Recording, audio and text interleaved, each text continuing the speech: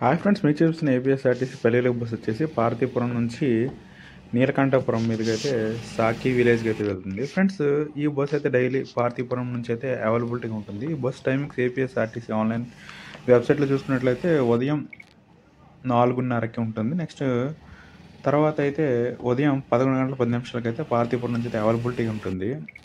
పార్తీపురం నుంచి సాకి విలేజ్కి అయితే 75 కిలోమీటర్లు ఉంటుంది. సుమారు 3 గంటలు ఆ పై జర్నీ అయితే ఉంటుంది. ఈ బస్సు అయితే వయా కడ్గవలస జంక్షన్, కురుపం, గోమలక్ష్మీపురం, నీలకంఠపురం మీదకైతే సాకి విలేజ్కి అయితే వెళ్తుంది. ఫ్రెండ్స్, ఎవరైతే మరి పార్తీపురం నుంచి సాకి విలేజ్కి వెళ్ళాలనుకున్నా, నెక్స్ట్ కురుపం, గోమలక్ష్మీపురం వెళ్ళాలనుకున్నా మాత్రం ఇదైతే బస్సు అయితే హెల్ప్ఫుల్గా ఉంటుంది. అక్కడ ఉన్న ఏజెన్సీ ప్రాంత ఎవరైతే ఉన్నారో విలేజెస్ ఉన్నాయి, వాటన్నింటినీ కవర్ చేస్తుంది ఈ బస్సు అయితే.